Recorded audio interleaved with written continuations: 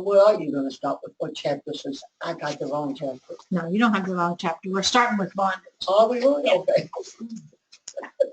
So in my book, bondage is the last chapter. I have the original, one of the original books from 1944. Yeah, It was my you're parents' getting book. yellow with age. I just didn't figure that, I needed to buy another one since I already had it.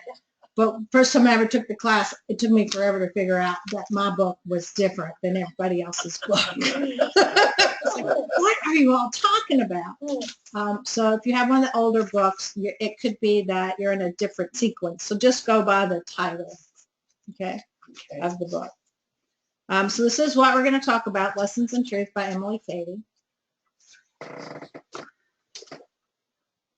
And the first thing we're going to do, let me see, is pull up the PowerPoint. All right. So the first thing I'm going to do is pray in.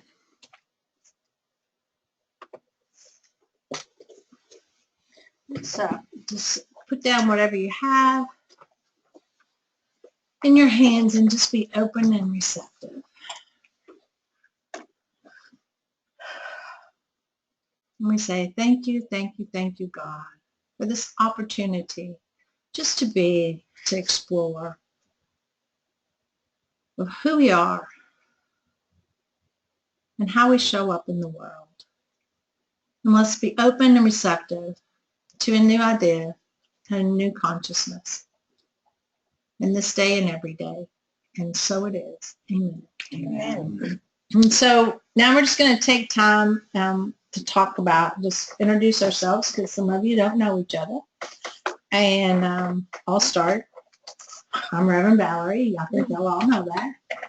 And I've been around here forever. And I've been in Unity all my life, so I don't know any better, which is fun, in itself. But I'm glad that you guys came, and I love this book. I love Emily Cady, and I think she is a great inspiration, not only to us, but she was a great inspiration to Charles Fillmore. And she was a doctor before women were doctors. So she had a lot to offer in the late 1800s as a physician, as a doctor, and really contributed to the New Thought movement in many, many ways.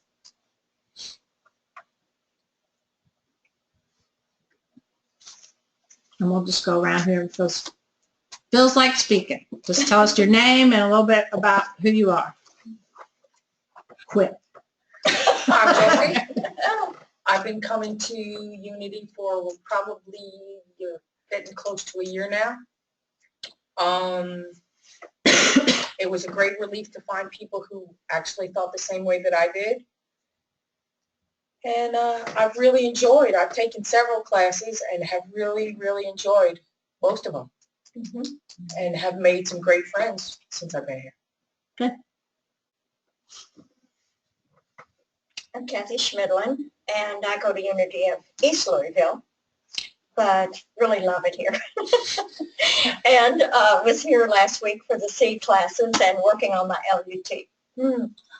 Oh, well, I'm Shirley Billman, and I came, left, came back, and so I'm one of those people that keep looking for things different places. I like the classes. I like them all. I wish I had more time to take more of them. Some of them I'm going to repeat when they have them again. And I've made some friends, and I like being here. Good. I'm Faith Hoover, and like Joni and Shirley too, because we all came in around the same time, about a year ago, and I joined in October, and with y'all too, and I'm just so excited about everything I'm learning, and it just fits my brain better than I thought it would, and I have physically felt my brain changing, which is an unusual sensation when it happens, but very, very grateful for everything that's opening up for me and how happy and content I am on a general basis. Good. Good. Good. My name is Bob. I I've been visiting here for a long time. I took a metaphysics course, and lots of people I love come here. I love to come here. I always say in heaven there's going to be 2 Sundays. 2 Sundays so I can go to. I love my church too, and but I love all the principles here and everything about the music and the thoughts and the peacefulness, and it's just a wonderful place to be. And I was just excited that there was something to go on in the middle of the week and come to learn more. Good. Well, thank you for being here. Thank all of you for being here. And we might have some more people coming in throughout the day and the week. Can I ask what other church you go to? I go to the Metropolitan Community Church. Metropolitan Community. That's what you thought too. It is. Yeah. It's very Yeah. similar. Yeah, that's what I was thinking. Metropolitan. Yeah, it's downtown. Is it? Okay. Across from the library. Well, actually, they just moved. Oh, okay. We're kind of in transition right now. Oh, okay. Oh, We had a large old building that we weren't able to keep up as well as. is it kind of a new thought? Yes. Like, yeah, okay. All right. So, for those of you that got a syllabus, if not, I'll get you one. If you're taking it for credit, you'll need it. But if you're just taking the class for fun, you don't really have to have it. But it does tell you, yeah, it does tell you what chapters I'll be going over every week. So I'll make sure everybody gets a copy of it. But the class description, so for those of you that don't know, spiritual education and enrichment is a process that Unity offers for students, truth students who are just seeking a different way, a different understanding of the Bible and of Christianity in itself. And what we have is there's 25 classes in the program, and when you take them, you take the class for credit. It's 10 hours per class. That's why we have it for 2 hours. Typically we have classes 2 hours, 5 days for 5 weeks. One that's a week. Sometimes we do like we did last week, and we have 4 classes, 5 days a week for 2 hours each. And that's a very exciting, fun time. But it's also a very overwhelming time. Not only for the students, but for the instructors. But it is a lot of fun, and you get to know people. So, some people are taking them for credit that are going to be licensed Unity teachers, which we always need in the Unity movement, because no matter what your path is, and you might not think that you're going to want to be a licensed Unity teacher, but you never know. So I always say when you're taking classes, if you take them for the credit, then you won't have to retake them later when you discover that, oh, you know what? I really want to do this. Because that's what happened to me. I just showed up because, where do you go on Wednesday? Back then it was Wednesday night. Where do you go? You go to church. That's the way I was raised. And so I just showed up, and I kept taking the classes. And finally one of the ministers looked at me and said, okay, you have to take this class for credit, because you just keep coming and you just keep coming. And eventually you'll have them all done, but now you're going to have to retake some of them. And that's what happened. And so then I became a licensed Unity teacher. And then from that point, it was like, okay, now what am I going to do? And then I decided, okay, well, I'm going to become a minister. And I did. And had anybody told me that 20 years ago, or when I was a teenager, I'd probably said, you were absolutely crazy. That is not me. But I love it. I love what I do. I love teaching the classes, which as a licensed Unity teacher, you can teach the classes for credit for Unity Institute, for the Unity movement. You can also be a spiritual counselor for a church, especially those that don't have a minister. And there are many churches in the United States and in the world worldwide who currently don't have ministers, who need licensed Unity teachers in their facilities to help the congregation grow. If you take it for whatever credit, you pay for so much per class. Is that Yes, right? if you take them to credit, Unity Institute for the registration fees charges $46 per class, $45 per class. Yeah. So and that goes directly to Unity, and I can give you the information on how to sign up for the classes if you're interested in doing that. And then the classes we teach here we always teach classes on a love offering basis. So every week or at the end. Typically at the end, people just throw in, it depends on whether they want to do it weekly or at the end, throw in the basket, and that pays for the church and a token to the who's ever facilitating. And that's how it works. It's pretty easy, pretty painless, and you're going to be here anyways. And how many weeks will this class go? 5 weeks. 5 weeks. There'll be 2 weeks when Reverend Ray will actually be in attendance. So I'll be here this week and next week. The next 2 weeks, I will be online with you guys facilitating, and Reverend Ray will be here in person. If something happens and I can't get online, then he'll facilitate the class. I'm going to be in Texas with caring for my mother while my sister is traveling. So, but my plan is to call in, and be on the computer. But Reverend Ray will have it set up in here, and he will also probably facilitate those 2 weeks while I'm gone. Okay. Parking lot, anything that really doesn't have to do directly with what we're talking about, like the stuff over here, that's the parking lot. So if you have a question that's come up and you want to talk about it later, at the end of the day or at the beginning of the time next week, we'll talk about it. So The whiteboard is the parking lot. Yep. I like that idea.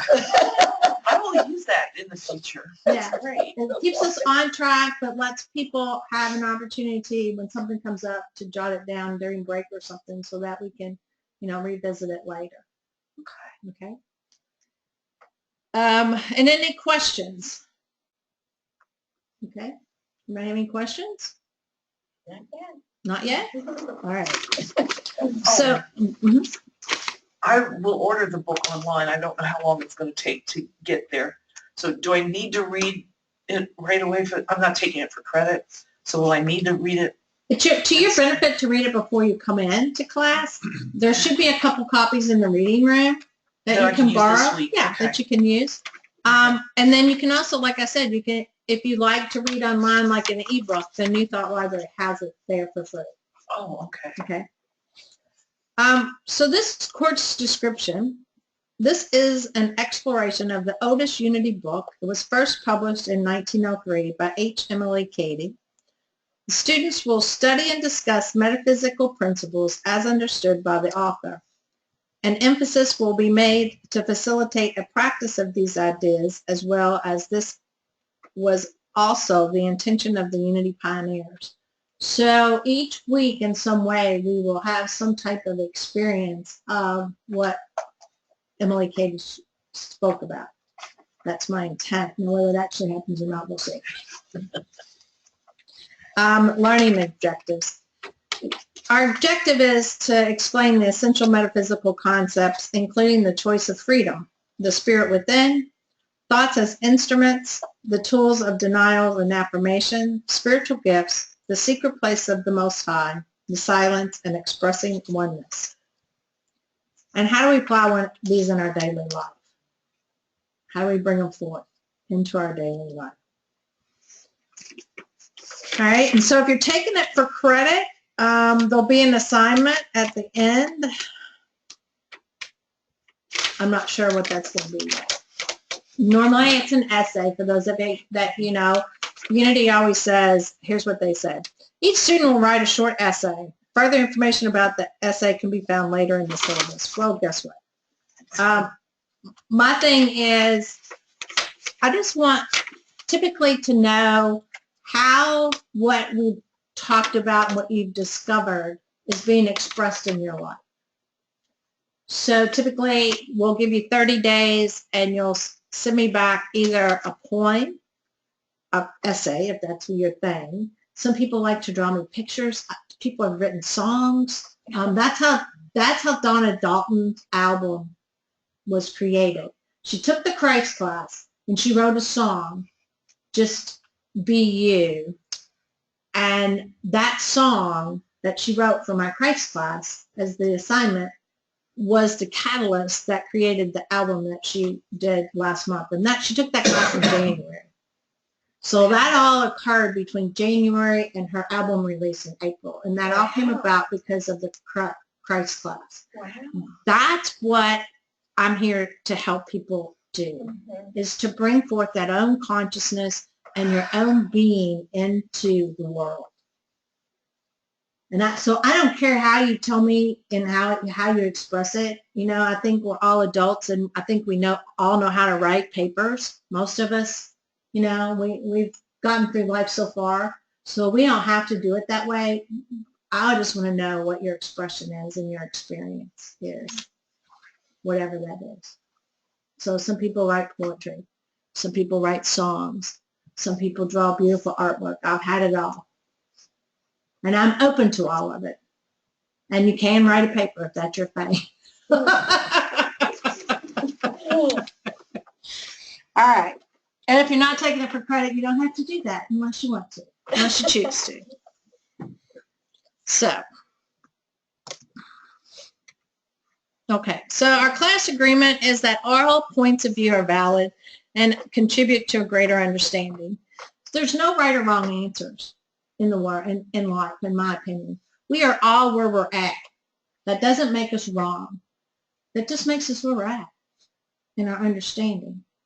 And so we'll grow to and through a new understanding. And that doesn't necessarily make us right. It's just a new way. So just be open to whatever it is. We can change our minds at any time.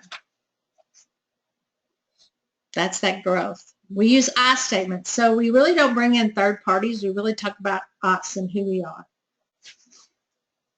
We honor the person sharing and the confidence of the person sharing. So if you want to say something that's really, you don't want the whole world to know, let me know in advance and I will stop the recording and it will just transpire between us, and then I can always start the recording again. Okay? Be on time and have fun. I mean, that's what the class is really about. They're about growth, personal growth, and fun. So, unity is a link in the great educational movement inaugurated by Jesus Christ.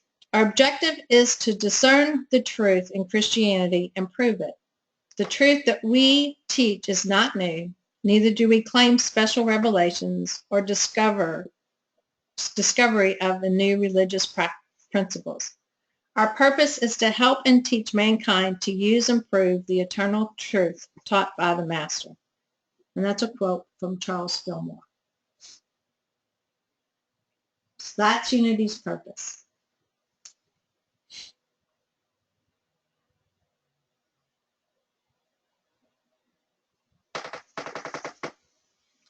When I was growing up, I was taught that unity wasn't a religious principle per se. It was a way of life.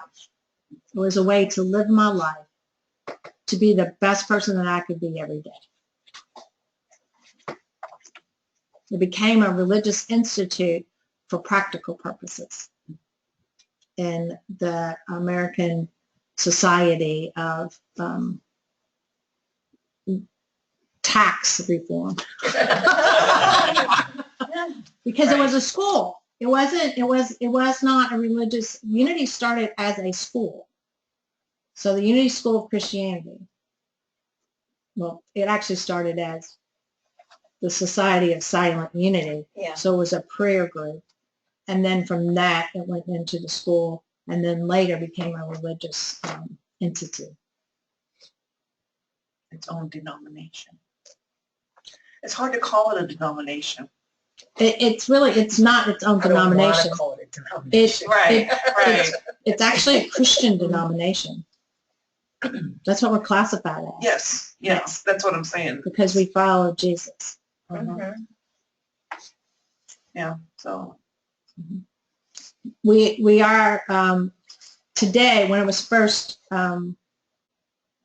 developed, it was Unity School of Christianity. And that Christian foundation is still a big part of who we are.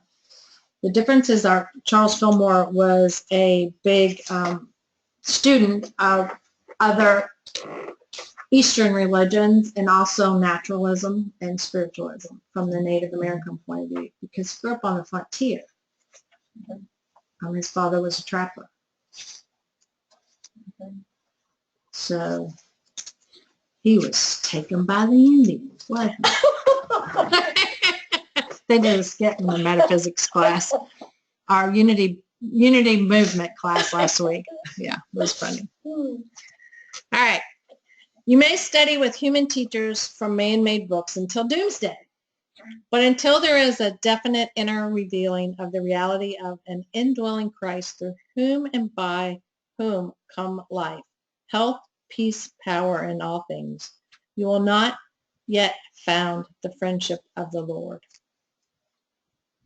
And that's a quote by Emily Cady.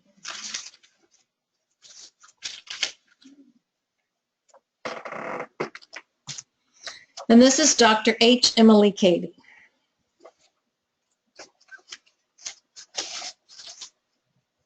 Oh, she looks like a lively crone. Crone in the positive, you know, Yeah. the strong, you know, nobody can, I mean, I know we say crone derogatorily in culture, but I've read so much about crones Yeah, that it's a positive. so strong and almost willful, but yet with really a lot of wisdom. And it's come to equate wisdom for me. So it's like, I want to be a grand old crone. How old was she when she wrote this book? I don't know that I know the answer to Well, that. I think she wrote, She didn't write a book. different, yeah. She wrote different Sermons or whatever. chapters are all different times when she, Yeah, because I know Well, that what's the yeah. book? I was Which is just the wondering complete work. how long it took Yeah. for her to come to this truth. That she, because she wrote more, this is only, not the only book she wrote. Well, actually, she didn't even write the book. Okay. The way it comes about is that she wrote articles on truth. And she did classes on truth.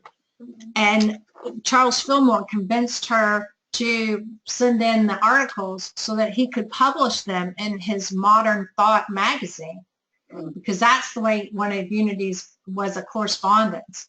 And Charles was a printer, and so he created newsletters that went out to their list. And Emily Cady's works were originally articles in the Modern Thought publication. And then Unity School of Christianity, when it became the first book that they used for their classes, had it bound, Charles did, with the permission of Emily Cady. Because this doesn't mention the other books, but she has written other books.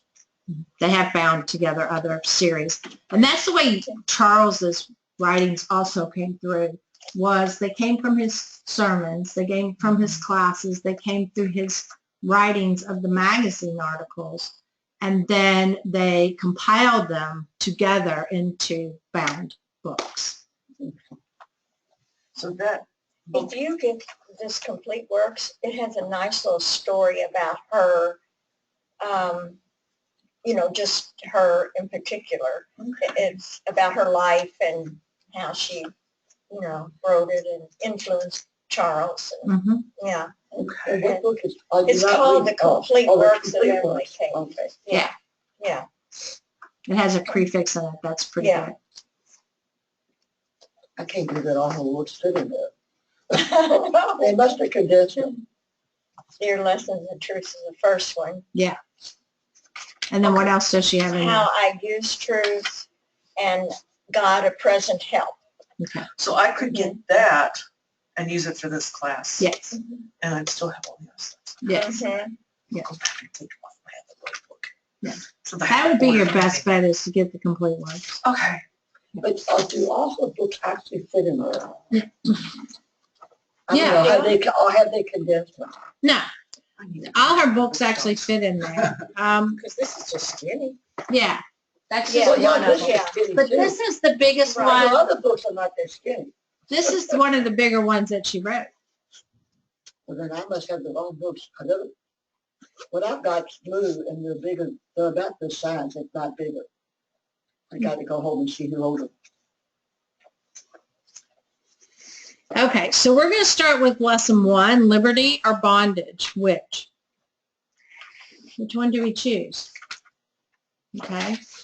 And if you have a really old manual like mine, it's the last book in the series. Why would they put that last? Because that makes more sense to put it It's first. just the way that she wrote the articles. Good soul, they wouldn't. Okay, so we're going to go through key points, and we'll have some class discussion, and we'll have a break, and then we'll have an actual experience later in the second half. So all suffering is the soul's belief we are in bondage to the flesh.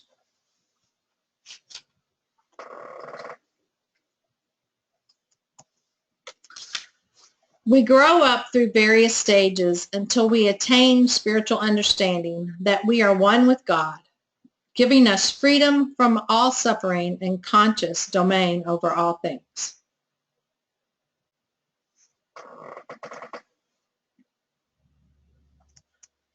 All joy and strength and good spring up from a fountain within one's own being, and if we only knew this truth, we should know that because God in us is the fountain out which springs all our good, nothing that anyone does or says or fails to do or say can take away our joy and good.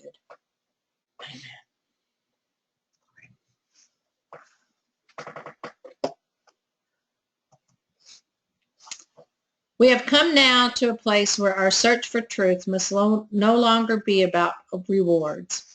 It must be our living a life that takes steps out of the Egyptian bondage of selfishness, lust, and sorrow toward the land of liberty where perfect love and all good reign. So when you're reading the book, she makes a lot of references to the Bible passages of where the Israelites are leaving the land of the Egyptians for the Promised Land.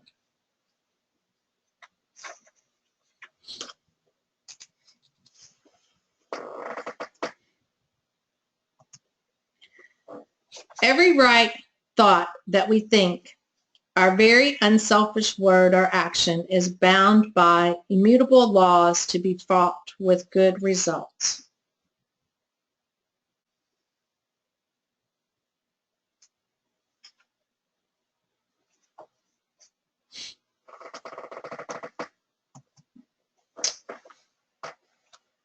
We must take time daily for quiet and meditation. No one can grow either in spiritual knowledge or power without it. Daily meditation alone with God focuses the divine presence within us and brings it to our consciousness. So this is a big part of unity. And it's one of the first things I was taught as a child is to every day sit down and just meet myself in the quiet. It was a practice that we did daily. I did daily with my parents, that I did daily with my own children, and that I continue to do daily as an adult. I was really interested during the Holy Week. I met with Reverend Ray just about some of my own questions in dealing with my transition from traditional to this. And I do love the sacrament of communion, and I do see it. I've always seen it symbolically, metaphysically. So I would like to see it more here, but that's not going to happen, so I'm not going to worry about it. But he said something to me that has changed some of my daily practice, that if there is a sacrament in unity, it is a silence. That's correct. And that's really changed looking at it because it's like I go into Holy Sacrament in the morning, Mhm. and it feels so much richer, to think of it. I mean, I guess it's just the verbiage, Mhm. because it doesn't change anything, but it is making it deeper somehow. And I'm working because at home I can do great when I meditate with other people, but on my own it's much more challenging. Yes, it is. And I'm at home and there's always something to do, and so the distractions are there. But I'm feeling my intent so much more strongly. This is something I want to do. I don't do it every day because I don't do anything consistently, but most days I do. Out of a week, I probably do it 4 or 5 times. And this is a practice that needs to be done every day. It's getting you. Every day. And it's for your own benefit. Yeah. It's not for anybody else's but yours. And it's the one thing that we avoid at all costs. What we'd rather be doing, and I'm just as bad as anybody else, and I've been doing it since I was little. But we'd rather be doing and keeping our mind going on the little hamster wheel, because that's our comfort zone, is living in the outer, than going within. And that's where our grace and all the answers are at. I mean, growing up, the Bible says he went off to pray by himself. Right. And it has that phrase. There were 2 things where the phrase, as was his custom. He went to synagogue on a regular basis, and he went off by himself to pray. So it's like, okay, he's in community, and he's with God one-on-one, as was his practice. Right. And I can count on one hand the number of pastors I've heard preach on that phrase. I've heard 2 sermons using that phrase, as was his custom. Yep. We must forgive as we would be forgiven. To forgive is to give for, to give some actual definite good in return for the evil given.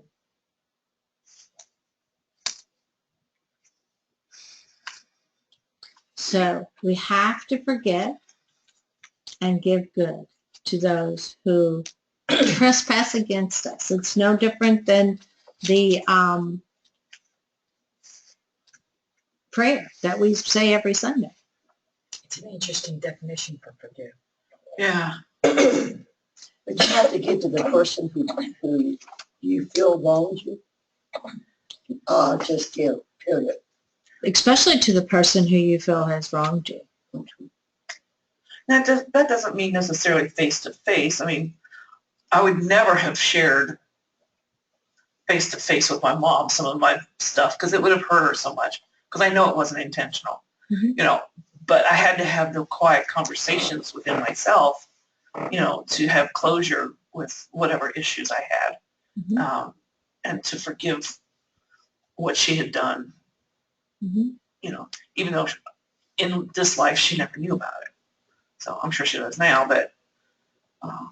And I would never have gone face-to-face with my ex-husband either, because he was violent. I didn't want to be that close to him. Right, exactly. Exactly. Right. But I still had to forgive him because you can't carry that around. No, it eats your lunch. Right. It does. Yeah. So you do it however you have to do it to survive. If you can do it face-to-face, wonderful. That's wonderful. And when you do it with love, face-to-face, if you do it lovingly and not in that in your face kind of thing, like, well, you did wrong.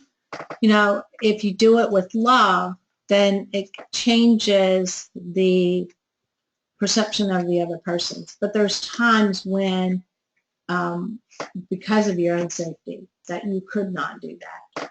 And today I can give him good. I mean, even when I think, because I've never seen it defined that way. When I think about him, I don't have those ugly thoughts that I used to have, even though he hasn't changed. I don't know that he's changed. because I don't see him. Mhm. But I doubt that he's changed. But I've changed. Right. You know, I've changed the way I look at him and the way I think about him. Right.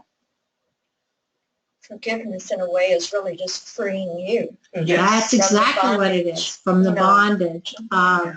being trapped in that hurt, in that victimhood, whatever that is. It's Right. And I can being give free. him good thoughts now, which could even help him someday. That's you know? correct. Sure.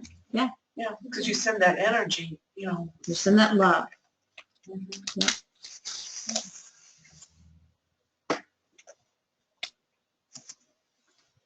The very pain that you suffer, the very failure to demonstrate over some matter that touches your own life deeply, may rest upon just the spirit of unforgiveness that you harbor to the world in general.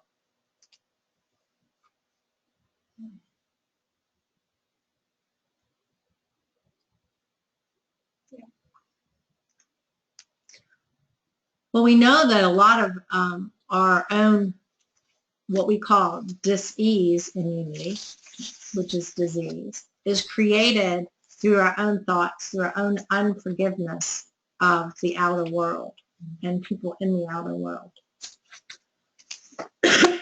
Especially around cancer, there's a lot of work that's done with this. As you forgive and release, you're able to move through some of the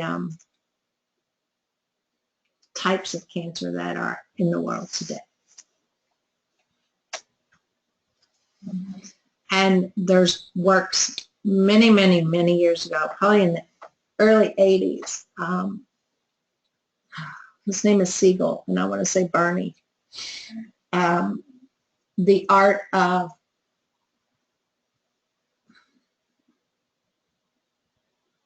in his book, The Art of Meditation, he's a doctor, and he talks about how people who meditate while they're going through physical ailments tend to end up stronger, healthier than those who do not. Well, cancer is a disease that eats away at your body. Mhm. Right. And unforgiveness is a disease that eats away at your brain. Right. So, you know, Yeah. it would make sense. And that's the name of a book called The Art of Meditation. There's also, I'm trying to think of his name, I think Kenneth Piliateri had a book called Mind is Healer, Mind is Slayer. Mm-hmm. And he goes through even the different types of cancer and how the mind affects our bodies, you know, holding on, you know, to unforgiveness and pain. It's interesting. And he's a psychologist, you know. And Colin Tipping's work is the same, the unforgiven. Well, we already know that cancer, along with some other things, is a stress disease. Correct. And well, I'm convinced that my dad, when he had his cancer, he was terrified of retirement. Mm-hmm. It's like, what am I going to do with all this time? And I could think of a lot of things, you know, but I was too dumb and young to. One day, don't retire if you don't want to. Right. Well, I mean, his whole identity was tied up in being a minister. That's He could have, yes, he could have done, well, it's a lifestyle, but he could have done some other things. But I mentioned it to my brother that I felt, you know, that he got the cancer because out of his intense fear of retirement. And my brother, and this is my healthy brother, the one I talk about all the time, and he just kind of poo-pooed it, you know, that people get cancer, they get sick, you know. So it's like, even then, I was going, no, I know that's why he got it. And nothing has been able to shake that idea that I know that's what happened to him. Yeah, and people do get it, but sometimes it's our own creation in our consciousness of where we're at. We're not free. We're being bound by convention. by the stresses or being bound to the earth in some way. I think it was when I was taking the metaphysics class that there was an idea of sometimes, because one of the reasons people leave unity is because they feel a finger pointing at them that, oh, I caused this for myself, and I didn't want this. I didn't want this. Yeah. That's what I've heard more than That's anything true. else. And one of the things that came out, and I don't know where it was, so I can't quote it exactly, but the idea that sometimes there are external forces that might be beamed at us, for lack of a better term. So we, like maybe a flu or, no, I don't want it. I'm basically healthy and I can fight off just about anything these days because I'm so happy. But sometimes it's like, okay. There's a race consciousness in the society, in the world, in the universe that creates some of the thought processes that we have. And some people could be more susceptible, which it's not that they cause themselves to have that car accident or get the broken bone or get the cancer. It could be that this overall. It's the race consciousness program. So one of the things that, and I struggled with it for many, many years. When I was about 9, I sat where the library is now. That was in my Sunday school room. And that Sunday school teacher was talking about how we create illness in ourselves. And I had a cold. And I spent the next 32 years trying to figure out how the heck you did. I created the common cold. Okay? Talk about metaphysical malpractice. That was it. And so when I started working with children, the goal was to make sure that we teach everything from the loving standpoint of, yes, we can create and we are very powerful beings, but there are beings outside of us called this race consciousness that we can buy into that also help create our world that we live in. So it's not just our individual consciousness that creates, it's also a larger race consciousness that creates, that we buy into. Wow.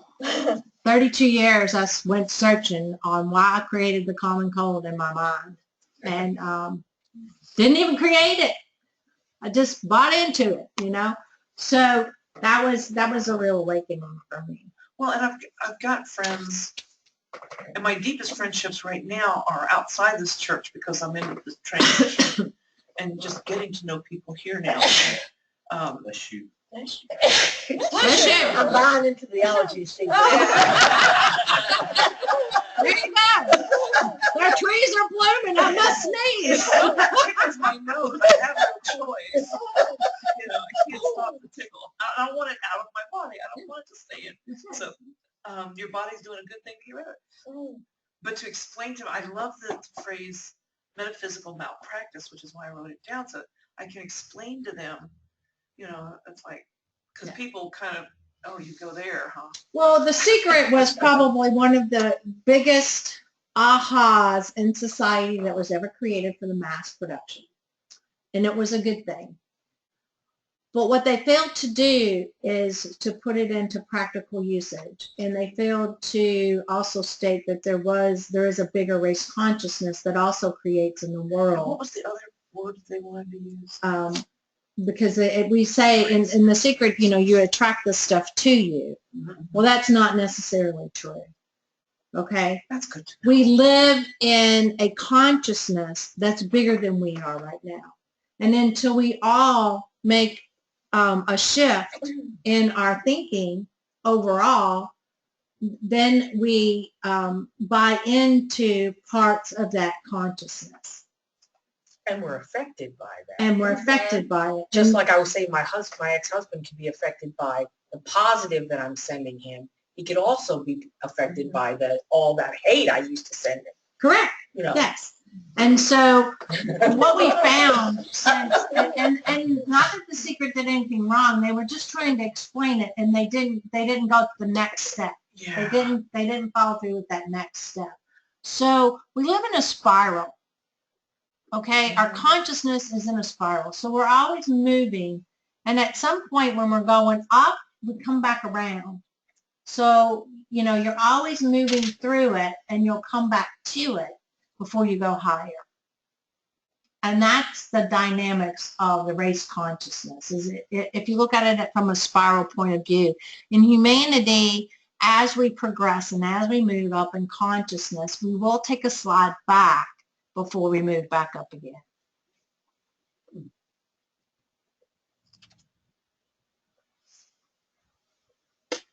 When I came here 8 years ago, I came for like a month, and you weren't. You were. I was the youth director. Yes, at that point. So, Minister. and it felt, because I've heard people describe unity as too much saccharine sweet because of the high level of positivity.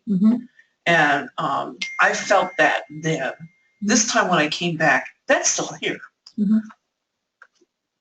And crap happens is another acknowledgement that's here, which I didn't get that before. So yeah, we live in a life that is has lots of experiences for us to grow through. That's part of our moving from the human consciousness into the spiritual consciousness. And in between, there's a lot of chaos. There's a lot of crap. There's all kinds of stuff that is created from our own psychic, and then also from those that we are involved with as humans and in the outer world, bigger than that. So what's going on in the Middle East affects us here. It affects my consciousness. It affects everybody's consciousness. But if I take my time every day and pray and send my prayers there, then I also affect that situation. And when there's more than one of me doing that, and we're doing that consciously to bring peace into our universe, then we can change that. and we can change Trump's mind by sending him some goodwill and love and peace. We can Freedom have from fear. We can have an effect on anyone if there's enough of us that are doing it consciously. That's why I said it out loud, so we'll get at least these many people to. So the next thing we have here that Emily says is, do not be under bondage to false beliefs about your circumstances or environment. God is in everything that happens to you. There are no second causes. So there's a reason why we all go through the experiences that we go through. There's a reason, even though we might not understand it, for everything that happens, and God is in all of it, and it's all good. And that's hard. What makes you who you are today. That's hard. Yeah. But it is the truth. And so it was really funny. The teens had created a poster in the back recently. They were talking about how they might not like what people do, but they have to love them anyways. For instance, they made this poster that says, we have to love Adolf Hitler, Osama bin Laden, and the Trump. Not for what their thinking is, not for their actions in the world, but because they are a spiritual being. And there's a big difference between loving someone and liking someone. Yes. You don't have to like someone to love them. That's right. It's an unconditional love is what we're talking about.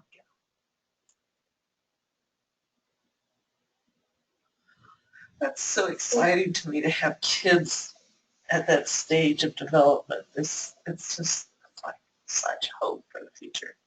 So it's when we stop buying into the false circumstances or false environment that we're able to grow through those circumstances.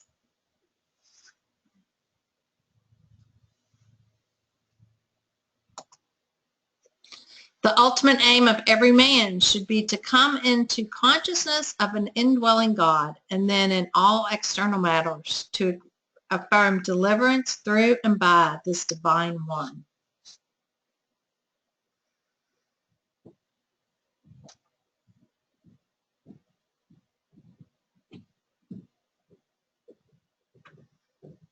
I think that's one of the gifts that Unity gave me, you know, that whole idea of the one consciousness, you know, instead of that dualistic that we were brought up in, you know, good God, bad God, you know, or devil made me do it, but that gift that there's only God.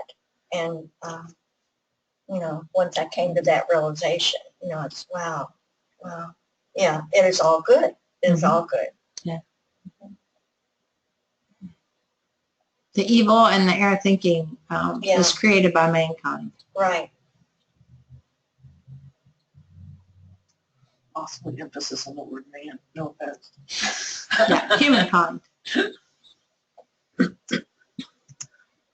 Oh. John's just blank. Anybody have anything to That's offer the there? point of interest in the silence. In the silence, yes. Okay. So the questions. What are most people in bondage to? Their own negative thinking or their race consciousness or Their own thinking. error thinking, you know, yeah. We're in bondage to our own self and to our own belief system. Whatever that is that we've bought into, that we were brought up into. And that includes me, who grew up in Unity. When I was in bondage to why I created a code and carried that thought, trying to figure out for 32 years where my consciousness was and creating that friggin' code. You know? But to, you know, an 8-year-old child that grew up in a very positive, loving environment, and all of a sudden somebody's saying, now, you know, we create this. And I'm like, well, wait a minute. Why would I create that? Exactly. Yeah. So, you know, and so I'm no different than anybody else. I'm in a belief system that doesn't have all the answers. Okay, now did everybody hear that? Even though I'm a Unity minister, I don't have all the answers. I only can go into my own divine self and find the knowledge that is mine to bring forth in the world. It may not be what your knowledge to bring forth in the world is. So you can't have all the knowledge because my knowledge for me is different than your knowledge for you. We're all at different levels. Okay? So there's an all-knowing God, and all the answers are available to us if we tap into it and we accept that. But we're all at different acceptance levels. And so we're in bondage to, did you say erroneous thoughts? Yes. Erroneous thoughts. Or our beliefs, our limited beliefs. Our limited beliefs. Yes. And it's interesting, like you said, you know, you can be in bondage in one phase, come out of that, and be in bondage here if you put too much restriction on yourself. Correct. Yeah. So, yeah. You really have to be open and free and flowing in whatever belief systems you have to the constant change in motion. That is the one thing that I learned growing up. There's one thing in life, and that's change. And you don't have to believe the same thing that you did today, tomorrow, or yesterday. No. That's the You truth. constantly are growing, so you're constantly changing your thoughts. That's correct. Yes. Yep. They're not set in concrete. They're not set. There is no concrete. It's all absolute. I think my brother has this ministry called Gay Spirits. Some of you heard me talk about it. And I think that's one of the things that he tries to impart, because so many of these guys feel so rejected. And like you were saying, Shirley, we don't have to have the same beliefs, but somehow where our spirituality is concerned, it's like we're tied for an eternal umbilical cord to what mommy and daddy believe, even though I'm always amazed at how people, well, I was raised Baptist and that's what I need to be. It's like, well, maybe you're not Baptist or Catholic or Methodist or whatever. Or maybe we're all of those. Yeah. As a young adult, that's what I thought. Because I didn't believe what my parents believed. I grew up Catholic. I knew I didn't believe that. I knew that wasn't it. And because I didn't believe that, therefore I couldn't believe anything. Right. Yep. Right. And that's, I think he's having the success he's having with Gay Spirits because these guys are coming to realize, okay, I can look someplace else. And last Christmas when we went to this little Unity church, not Washington, D.C. Unity, but just a little, because they've got a whole bunch of them there in D.C. Yeah. There's more involved. And this was one of those little ones that didn't have their own pastor. They had a Unity teacher. But they gave us a welcome packet. And when we got home and I was going through it, I took out the stuff that I didn't have and I gave the rest of it to him. And he's using it with these guys. That's a place they could possibly look. Right. Because you don't believe what this is. And he encourages them to find a community where they fit. Right. Fit here. It has nothing to do with them being gay. They felt excluded because they were gay. But one of the reasons why in Unity, and as a minister, you'll find this out from us, we don't chase after people. People come and go in Unity as they feel called to come and go. And sometimes our congregants will come up to and say, well, we need to do something. We need to call people. Because, so-and-so hadn't been coming to church lately. Well, you know what? Maybe they need to have that break. Maybe they need to grow and to think something different. And that's okay. Because we all grow in different ways at different times. And they may come back. And typically they do. So Unity, you'll find people coming in and going. Because when people first come to Unity, a lot of times it's because they're disenfranchised with what their childhood believed. They just don't believe it any longer. They just can't understand it anymore to be the truth. Or they're hurt and sick, are involved in some other type of addiction. And so they're trying to find a different way to live. And people will send them to Unity for healing. Or they never had any deep religious ties and they're seeking.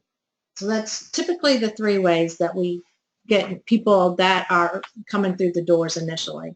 And so they'll come in and they'll get fully involved and they'll grow and then they'll leave.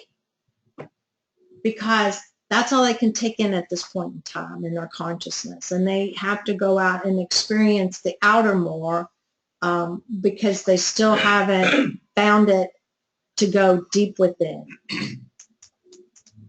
And then a lot of times you'll see them, they'll come back and then they'll go deeper. Prime example. Yeah. You're going deeper this time. You're understanding it a little bit more. I did the same thing. I never walked away from it totally because it was my family's belief system. But there was a time in my life, when I was in college and in college, all college kids are thinking about is that outer knowledge, that's what they're supposed to be doing. They're developing that consciousness and that brain knowledge, that outer wisdom. That's what you do when you're in your 20s until you get to your 30s. And then you come back in and it's like, oh, okay, I got that. I really understand that I don't have all the answers, and I'm not going to get all the answers that way. So I need to get back into some type of experiential process where that I can connect with something greater than me. And so that's kind of evolution of man, and it also is the evolution of the spirit within a church and how it comes and goes. So when you come up and say, well, we haven't seen so-and-so, we should have a team to call people, we'll say, okay. But we might not actually, we won't tell you can't do it, but we might not be directly involved in that process. Well, sometimes too, if you can handle it right, just getting a phone call from a new church can feel nice, as long as, you don't want to hear. I mean, one church I went to, I missed it because I was looking around, and a lot of Sundays I just didn't go. And instead of saying, "Why weren't you here?" somebody just said, "We missed you." I was hooked. Yeah. I stayed with that church 20 plus years, Yeah. and have deep, deep ties there. Or sometimes with a prayer chaplain program, Yes. prayer chaplains can call and leave an affirmative message or something, and that's helpful, Yeah. from And- time to time. Yeah, And that's really the way Unity has probably yeah, done it better than they had in the past, was Right. through the chaplaincy program. yeah.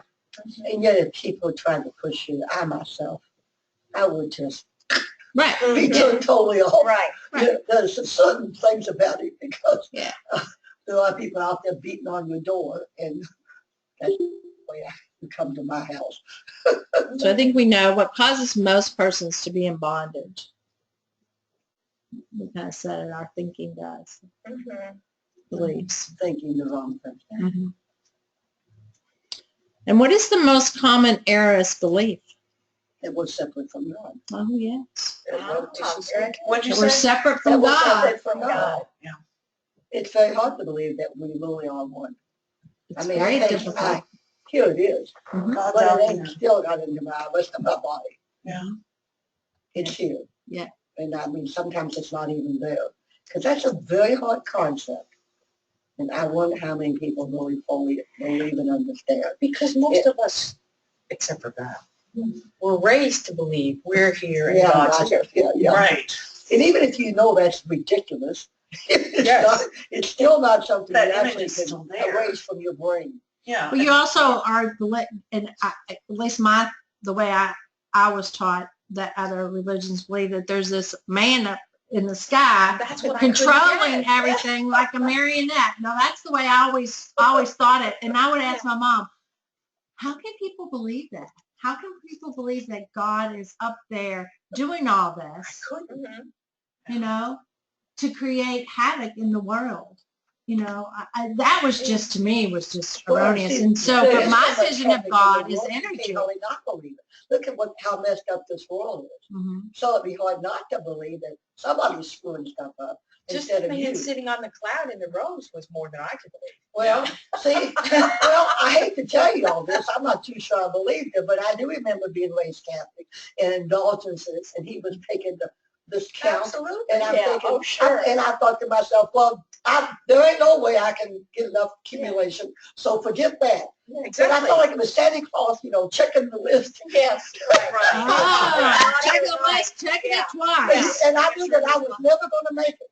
I knew that I was instinctively. convinced as a child that if not only if I do it, if I even think it, Oh yeah, I'm my going God. to hell. So we might as well just talk this So up and then go on with it. therefore you weren't even supposed to think. So I didn't And even see, try. I never could turn my brain off. I tried everything except drugs. I did try alcohol. My brain goes off 24/7. So Everybody's does. So it's not going to turn off. There ain't no way. Right. I'm serious. I Right. used to say I could sleep if I could turn the brain off. It doesn't want to go off. Right. And so that was absolutely impossible. Mhm. So I just kind of threw the towel in. I thought, well, at least I won't be lonely. All my friends will be down there with me. No. But at the Everybody else will be with me too. Right. I don't want to be lonely. Right. But But at the anyway, same time we saw God out there, they were telling us we were temples of the Holy Spirit. yeah, no, Right? Right. So yeah. what did that mean? We somehow missed that. What they call, what kind of mixed messages? A mixed Mixed message. messages. There you go. Being raised Methodist, even though it wasn't talked about a whole lot, there was an idea in the Methodist tradition, and it's still there. It's just Mhm. one of the mainline traditions, so it's not talked about a whole lot, but that we can be more Christ. Now, there's a difference between being Christ and being Christ-like, but in the Methodist Church, there is a feeling of we can get there, but God forbid you talk about it, even though it's there. Mhm. So I picked up on that subtleness. It's like, huh?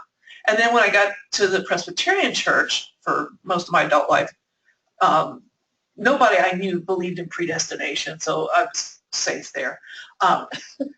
But the idea of we can be Christ and do, Jesus said, you will do this and more. Mhm. And that was, okay, that was there, but it was said in faith, we're always striving, we can't do that. Mhm. We are not capable of doing that, even though Jesus said that, but we're not capable of doing that because we're humans. Mhm. And so I come from a tradition that kind of had the message, we can do more.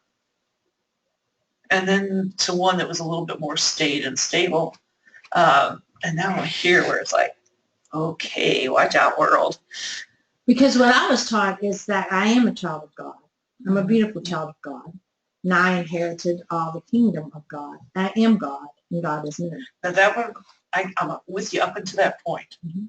Because to hear I am God, I understand it up here. Mhm. But boy, I can't wrap my heart around it. Mhm. My emotions around it. It's like, that borders on, That would be sacrilegious to a lot of Blasphemy people. in the Catholic Yeah. Church. Mhm. yeah, it's well, But I am God.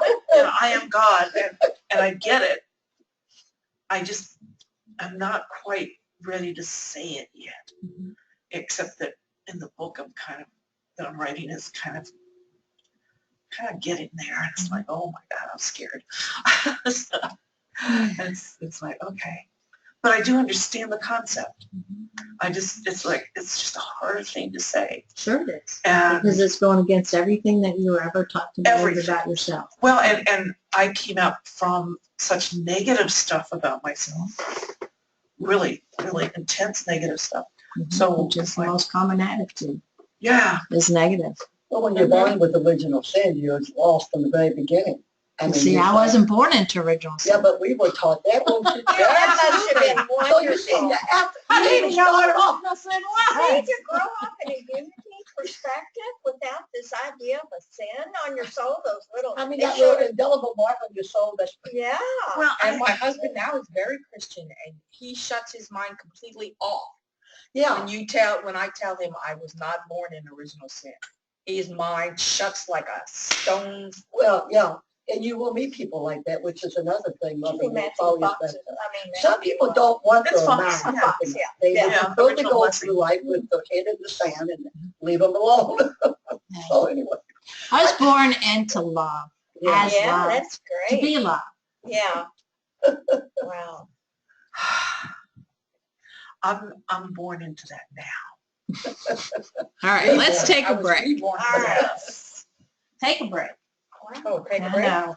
I ran over a few minutes from break time, but Well, we were having fun. Yeah. I'm gonna run out to my car then and get that drink.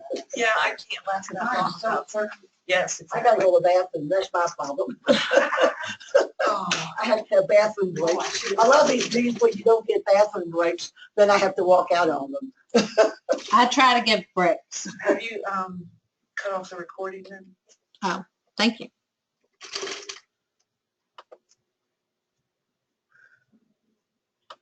Oh, excuse me.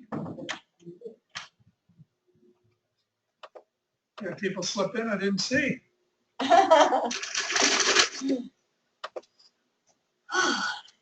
Recording back on. Yeah. I don't know how I got that on there, but we'll just go from there. I don't know what the spotlight is. There's an X up there, that's all I can tell you. I do the X. Well, I keep hitting this, but it's not. No, the X above our pictures. Or did you want it on your camera? No, she wants that. But, Because, well, nobody ever did come in. I know somebody was supposed to. no, but that's recording. Oh, That's what they're seeing for the recording. oh. Yes, your lovely face. Sorry. Anybody that wants to look at the recording. She needs to show you all down there. I don't know where Yeah. they're going to be till We're all we see separated up here. classes. All right, I think I got it now. Figured it out. Figured it out. Thank goodness. All right, so let's go from. Okay, so our discussion. What are some of the things that are keeping you in bondage?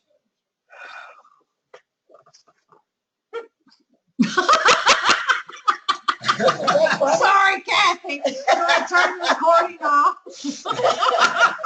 Would you like to share? So we can all laugh. Oh, no. No, you don't want to? You can share without. I don't know. Let's just say I'm in discernment right now Good. about Oh. several situations and regarding church and regarding a lot of what I feel is loving versus not loving actions or and I'm just searching to follow my heart. Yeah. Yeah. Good. Mhm. Good. Yeah. One big thing that's keeping me in bondage are my addictions. Mhm. In fact, well, yesterday I saw my therapist and my spiritual director. So I shared with them both that right now my general state, I've already stated, is happiness. And so mentally and spiritually and emotionally, I'm going gangbusters and I'm loving it. I just haven't gotten the body to catch up with it yet. Mhm. So I'm starting to think in terms of maybe I don't need to know what, but that my cell memory knows it. So to start working on some release techniques that might help alleviate some of it. And it's not just the food, that's the major one, but I'm also recognizing that I'm addicted to my little games on my little Nexus and what a friend of mine calls the electronic marijuana, which is the TV. Oh, electronic marijuana. Isn't that a great description? Because, especially in the afternoons now that I'm not working, it's like I watch Murder, She Wrote ad nauseum or whatever, and which is fine. I have this slump in the afternoons anyway, but I don't turn off the TV once I turn it on. And it's like, that would be a good practice to start. So that's holding me in bondage.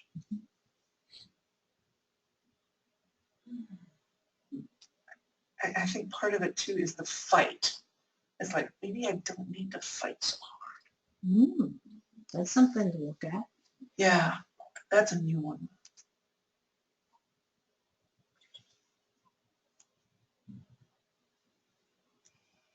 Sometimes for me, and I'll put this out here, just, because I'm still working through it myself. I haven't left this planet yet, so obviously I still got work to do. Sometimes for me it's the fear of success, especially around my own healings. I'm a Reiki master and I do great works with other people, but sometimes doing it for myself, it's scary because then what happens? You've got nobody to blame when stuff does happen to you.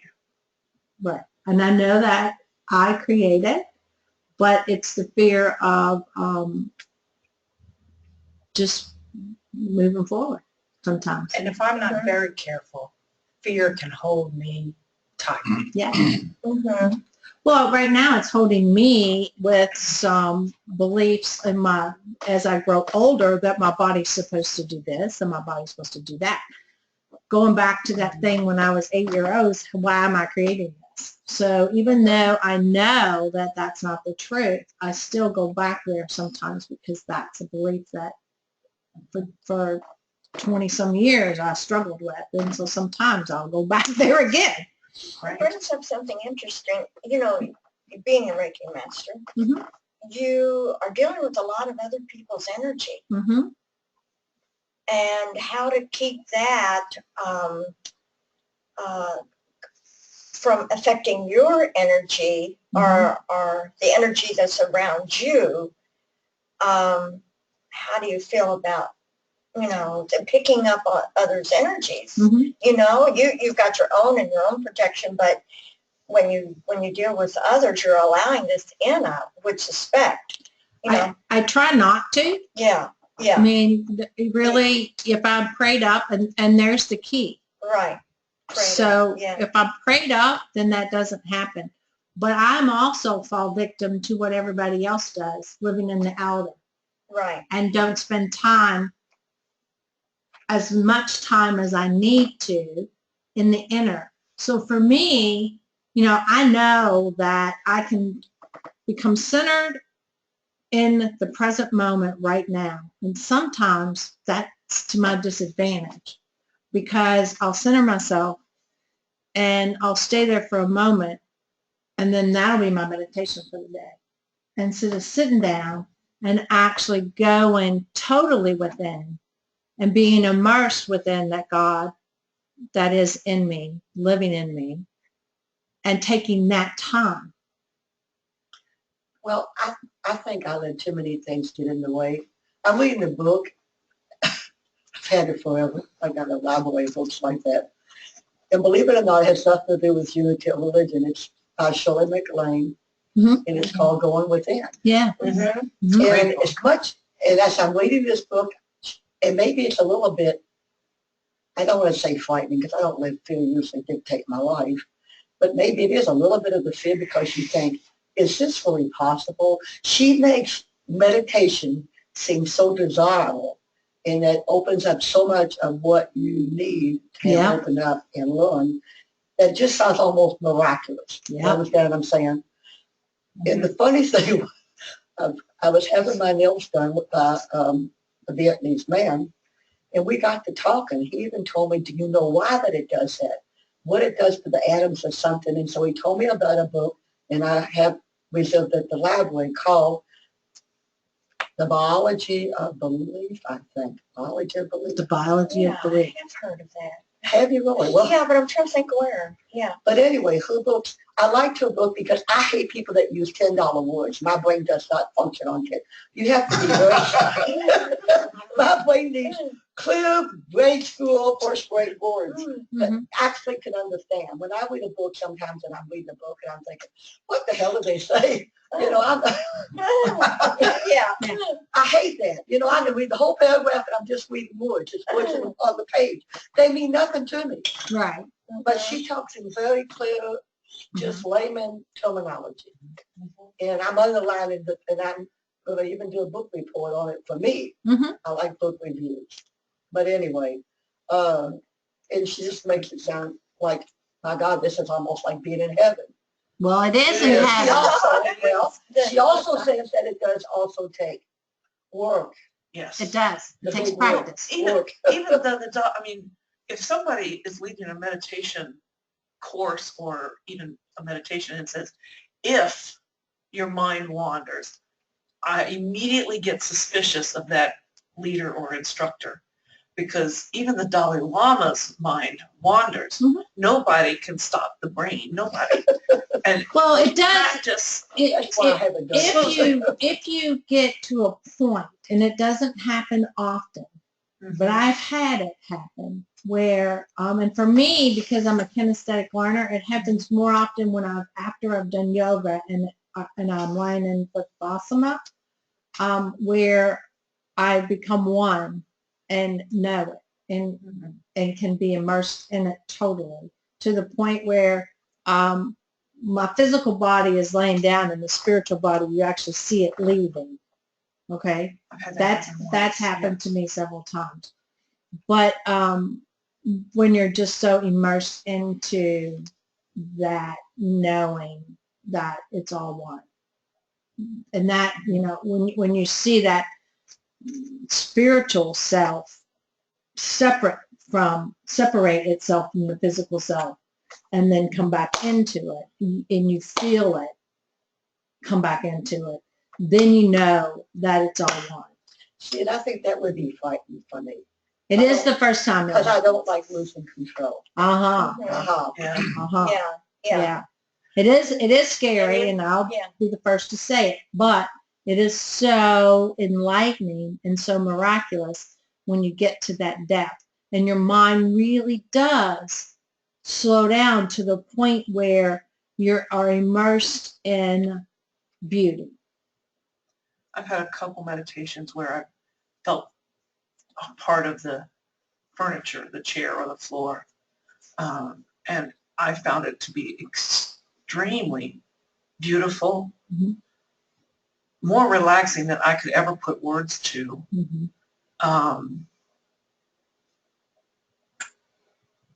And a completeness. Right. It hasn't happened much either. And it hasn't happened for a really, really long time. Mm-hmm. So I'm not sure what my resistance is. And it could be anything. Mm-hmm. What were you going to say, Let Kathy? go, because it's almost impossible for me to let go. Let go. But that takes practice. It's a practice. Yeah. Kathy, what do you have?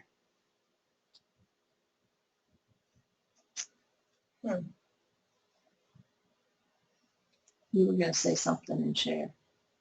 Me? Uh-huh. No, I'm okay. You're good? Yeah, Okay. I'm okay. All right. Do you see how the spiritual understanding of your oneness with God could give you dominion over the issues? So do you see how the spiritual understanding of your oneness can let go of the mind? You can see it, but do you believe it? Mm-hmm. It reminds me of last December.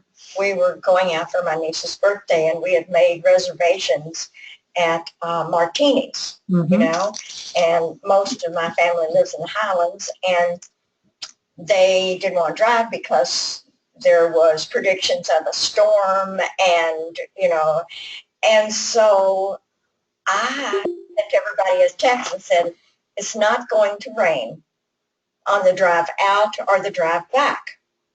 And they were all, sending these texts, because I have one niece that's, whenever there's a tornado warning or anything, she sends out all these negative messages, So I don't know why I said it, but I did. So on the drive out, no rain. We all got there safe and sound. It was a tremendous storm while we were in the restaurant. Uh-huh. We came out of the restaurant. It was all nice outside, no rain, but I don't usually, put something out like that, but it happened. It really did. So, Yeah. But I don't, I don't know that you should do things like that. But I just, I wanted everybody to get there. And so I just said it, not going to storm when we're going, not going to storm when you come back, so. And there's nothing wrong with that. Yeah. They think I'm a miracle worker. And you are. Yeah. Because you have dominion over your thoughts, Right. What it is that you want executed in your world. Yeah. That word dominion has come up a lot the last week or so, very prominently. Yeah, you've been SEE in. Yeah, that's true. Just one class, but it was a metaphysics class. However, the scripture that was used in class last week was where God gives us dominion over the birds, the blood. And a pastor I had took the original Hebrew and took whatever the word was for dominion that in the King James was translated to dominion, which in our culture a lot of people have dominance over. Right. And the original Hebrew meaning can be translated to dominion, but it also means to take responsibility for. Mhm. So I keep trying to rephrase things with that, to take responsibility for. Mhm. So do you see how spiritual understanding of your oneness with God could give you a sense of responsibility for over this issue, Mhm. or a sense of responsibility? For the And issue. Mhm. yeah, Mhm. and that, responsibility. Yeah, taking responsibility. I know. I don't have any excuses when I take responsibility. Well, that's one of the biggest things that community will teach you, is that the only person responsible is you. And we have to be responsible for our own acts.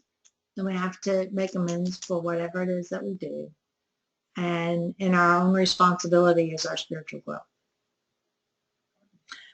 The aim of any